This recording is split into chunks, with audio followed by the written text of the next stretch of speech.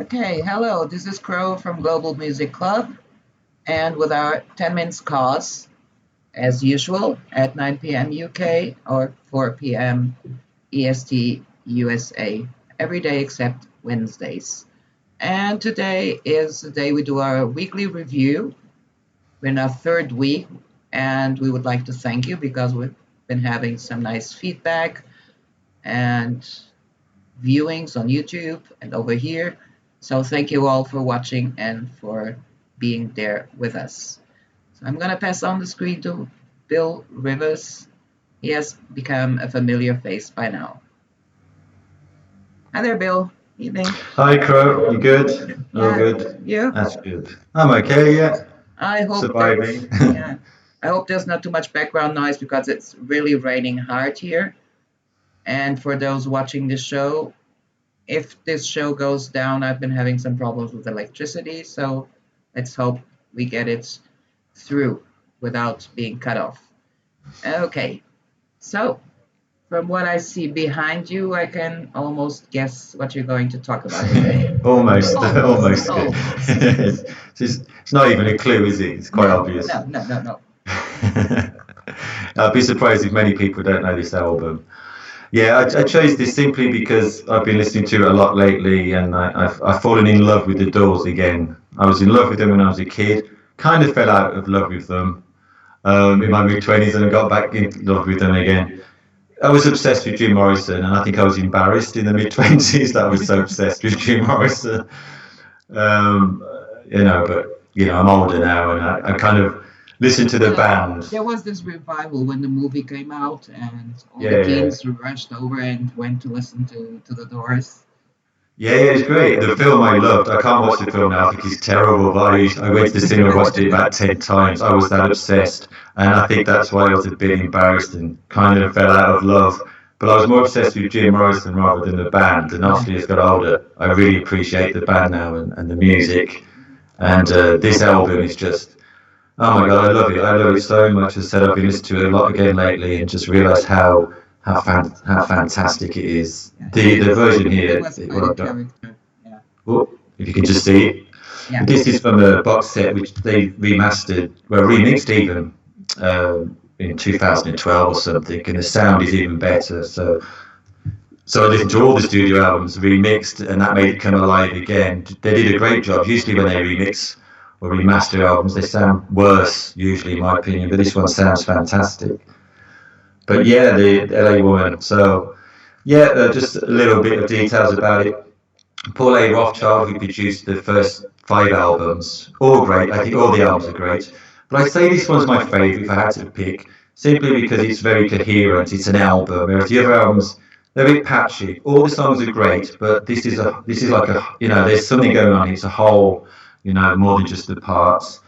But yeah, so they got rid of Paul A. Rothchild I think left because he realised that he didn't think the band were very disciplined in the sessions and he couldn't Who handle would have it. thought? Yeah, and and they didn't like him because he was too strict. Then they fell out. So they ended up doing this album with Bruce Botnick, who was their sound engineer on those records. So that was great, and obviously they had a good relationship with him. And basically, they had more fun on this record, and you can hear it on the record as well. And it's quite strange because it is the last the last Doors album. Obviously, 3 months after this, Jim died, and so I think a lot of people think that it was kind of a miserable time, But in fact, if you think about it, Jim Morrison was actually apparently quite happy. He was in Paris and he's writing. He wanted to be taken seriously as a poet. I know a lot of people don't consider him a poet, and he's much maligned. So a lot of people think he's a terrible poet. But if you think of his age, very young, I think he was wonderful, and very influenced by William Blake and Rambo and all that. And because of him, introduced me to these writers, etc. So yeah, I think he's unfairly maligned, to put the lyrics he puts into his songs, great for pop songs, and he was one of the first to do it, I think, really, to put this kind of poetry. The Crystal Ship of the first album, for example, is magical, wonderful lyrics on that. But anyway, yeah. So he was quite happy. He on the cover, obviously, he's got the big beard. He's put on a bit of weight. But I think, well, apparently he did that on purpose, so he could be taken seriously as a poet rather than a pin-up, a heartthrob figure. I think he wanted to get away from that.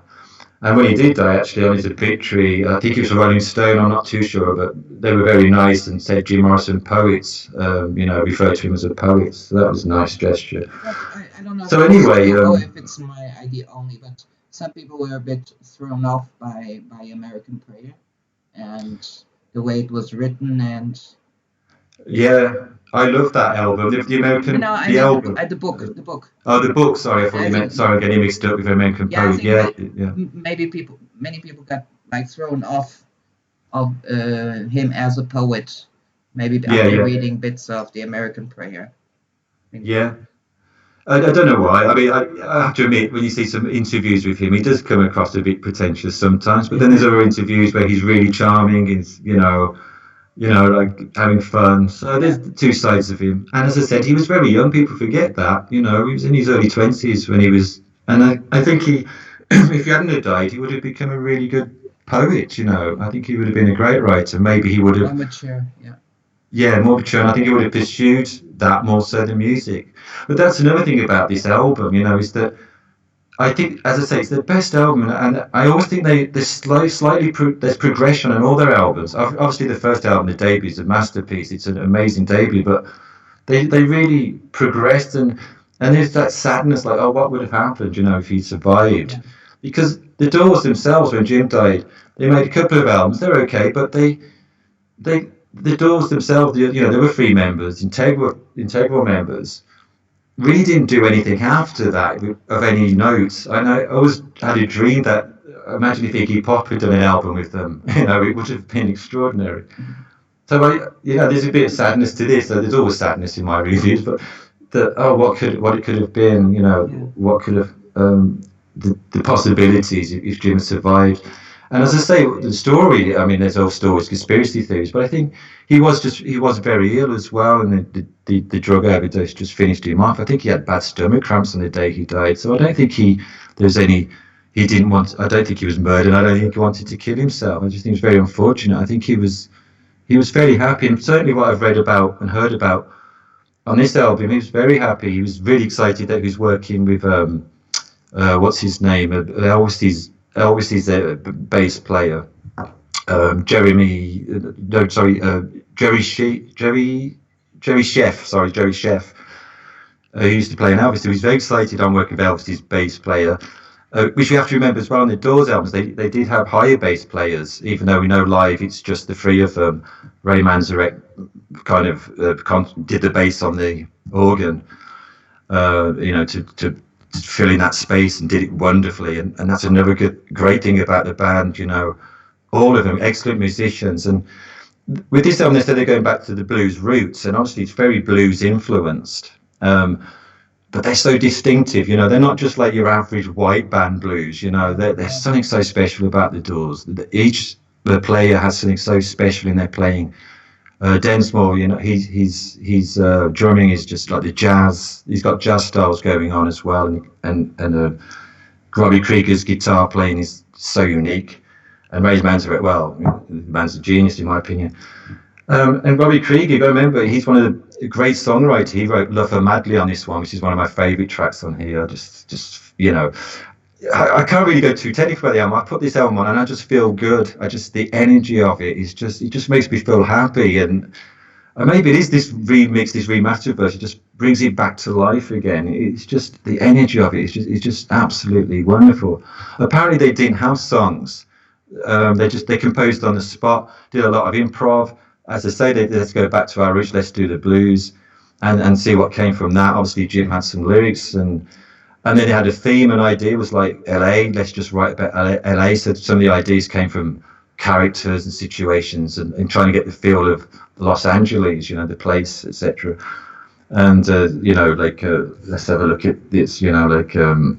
And they, as I say, they say go back to their blues roots, but there's something really special, and that's really unique on here.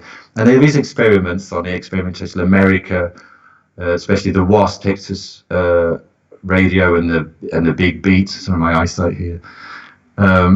They cover Crawling King Snake. They always did a great covers, I think. If you go back to first album, Backdoor Man, Willie Dixon's, that obviously Crawling King Snake, Johnny Lee Hooker. And I think they really pay tribute to these blues artists. You know, they're not just, as I say, pale imitations. Same with the Stones on some of the Rolling Stones tracks. You can really feel the love they have for these artists, you know. Because I know a lot of... all of these bands, at one point or another, have to feel the need to go back to the roots and have a blues. I mean, the blues cannot be praised enough. Without the blues, what would there be? There'd be no rock and roll, you know. That's why we need to be reminded of that. Let's look, Little Richard, rock and roll, you know, gave the blues to rock and roll. He died, as we know, recently. What a sad day that was. Sad. What, you know, that guy was, you know, amazing, just amazing. Just everything. He's just, these are, and we forget about these people. We do, you know, like. And we without Little Richard, without Chuck Berry, there's no Beatles. It's as simple as that. They're you know, they are just so influential. Little Richard in so many other ways, but in just who he was as a person, you know, he did break down. He broke so many barriers, and guy's a genius. He presented himself, the image he constructed. Could you say that again? Sorry, Crow. The image he constructed and the way he presented himself on stage, and just amazing. Yeah, just a star. For that time, that was awesome. Yeah, it was just so shocking, wasn't it? With the makeup and his femininity and his performance, rebellion, and you know, people. Obviously, I'm not young enough. Sorry, I'm not old enough to really understand how shocking that was. I know about it. I've read about it. I've known people who was around at the time. You know, who were there, and they say you can really not take it in how shocking this was, rock and roll, and Elvis as well, but especially, like, you know, someone like Little Richard, this was more shocking than the Sex Pistols, you know. This was bad, you know. This was bad for the establishment, you know. So yeah, you know, we have to go back and appreciate these guys, and as I say, Little Richard, you know, they are forgotten, you know, because rock and roll now is seen as old fashioned. But if you go back to those records, the early Elvis records, the say Chuck Berry, Jerry Lewis, all that lot, Jerry Lewis, they to me sound so fresh and powerful today. You know, they're still powerful. Elvis especially, you know, like the early records. They're just, you know, sorry, I nearly swore then. They're just like, wow, man, this is pure rock and roll. This is just energy, you know, sex appeal, everything. It's just, and I think, you know, generally, I think that's what we're missing today. I think in a lot of music is that, you know, that genuine, just from the heart. Sometimes, you know what I mean. Yeah. Just that rawness. And as I say, at the time, music wasn't taken that seriously. Rock and roll, especially, only in, you know, after mid '60s onwards, everyone started talking about music as it, like, we've, you know, like an important thing, like, as to analyze. But they just made records for fun then, you know. Splish Splash, I was having a bath. Wow, fantastic, you know. And these records, because they was made so quickly, but they were so genuine, it's still relevant and still fresh today. And that says a lot, you know, instead of spending too long writing in a studio. When the get-togethers, when they would all get together, the artists, and do a show or a session and jams like Perry and Keith Richards, and amazing. It's just it's the best feeling in the world, isn't it? It's the best feeling in the world.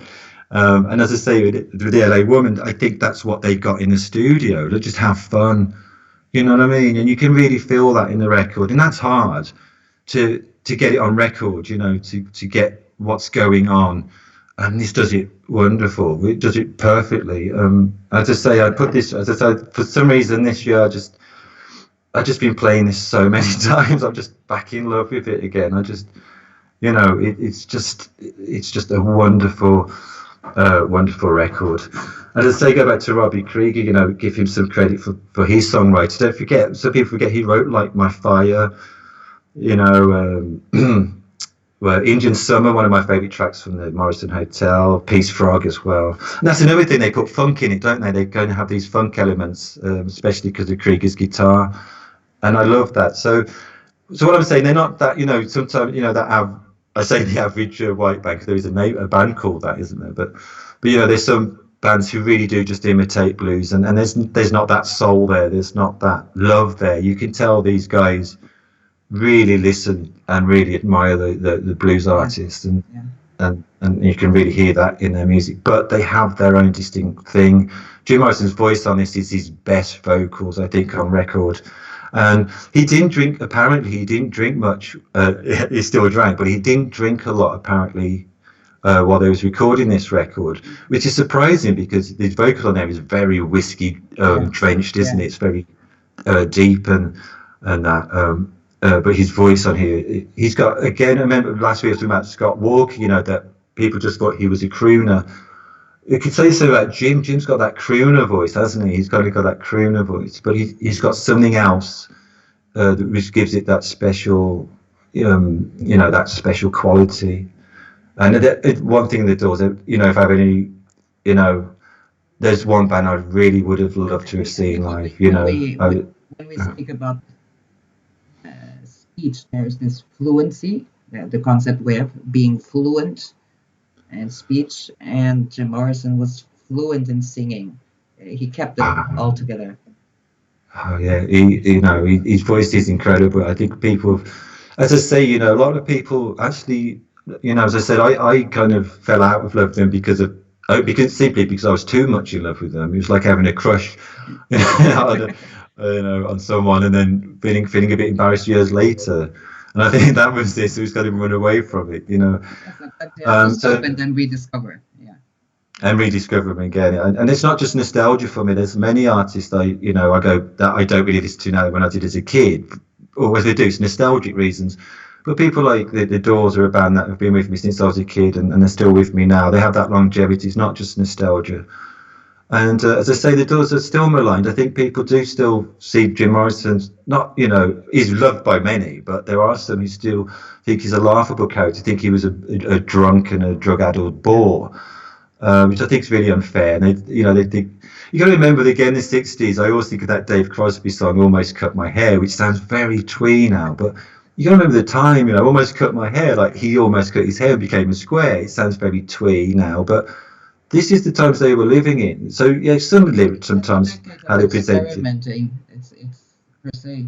So Yeah, yeah, that's it. And it was all happening then. Again, I don't want to keep about what's going on today because it's a different environment. It's a different way music's presented. It's just totally different now. But yeah, that time, to recall that time, it was, as you say, people were just experimenting and they were just looking at ideas and they were saying something. Even if it was in a very crude way, they they were reacting and it was the against time things because they didn't agree before with. the Sorry. sixties, before the sixties, we had like one genre for um, empowering the decade. I mean, you had swing, you had jazz, and when you get to the 60s, there's this whole explosion of everything, the mixture, experimenting, and so it's such a rich decade. Yeah, I think people say like after the '60s finish, they will say '69 Alamont and all that, but it's like a hangover from it. Like they fit everything was fitted in that kind of acid, dream as it were. And now this is the hangover, and so we're still trying to catch up with all that activity that happened there, and then we're getting to the ends of it. And I hope that is the case, and there's going to be some revolution. That's a very dramatic word, but that there's going to be a shift, and Yeah, maybe absolutely. situations like what's happening now, because it's such a strange situation everyone's going in through. People. I think some people really don't spend much time on them to themselves, and they can't bear being on their own for more than 10 minutes. Yeah. That maybe this situation will make people a bit more introspective and reflective and think more. I don't know, and might change things a bit. Take things a bit seriously. And I think from that, creativity can happen. People can be a bit more creative. It depends how they spend their time. Instead of spending their time moaning, complaining about the situation, maybe I look want at to it in just another way. I don't know. share a fun fact about myself because I rushed out of my mother's womb at 7 months. just to be born in December 69. So I could still Yeah, say that I was from the 60s. yeah. You can go. You was born in the golden year. 69 is the golden year, isn't it? Yeah. That was I bloody was hell. Look, supposed to think of be how many born in albums were made February then. 70, but I just thought, no, I'm going to come out in the 60s. Yeah, you got the gene in there. You've got some kind of the magic there. Yeah, Yeah. I have, and I'm 70, so I've got a middle of the road. Well, a mixture. I've got middle of the road music and punk. Okay, so so I'm a Yeah. mixture of the Yeah. two. One extreme. I'm very, I've got that kind of dark, not dark, but edgy side, and the other side I'm quite old fashioned. Mhm. My dad was actually a lot older than my mum. He was born in 1925. He's like a grandfather, so he was a lot older than my mum. So I had his side, which was old fashioned. My mum, who's a 60s, 60s youth. So I've always had those two sides going on. Yeah, very interesting. Yeah, Okay. but yeah, 60s. You've got 60s blood. Yeah, so that probably explain a lot how you are. Free spirited, I guess, and all that lot, and open to new things, Yeah, etc. something must have stuck. Yeah, definitely, yeah. Okay. So thank you very much No for this problem. review. Okay, And we'll see each other next week again. And okay, bro. looking forward to a new background and what you are going to present us with. So, Okay, then, Kurt. Thanks a lot. thanks. See See you next you week. Bye bye. and goodbye. And we will be back with our live streams on Thursday with our third guitar lesson with Will from Abigail. Tomorrow we'll post another show by Darkstone. Darkstone speaks live with a very special guest. Two, actually, but no spoilers. See you tomorrow.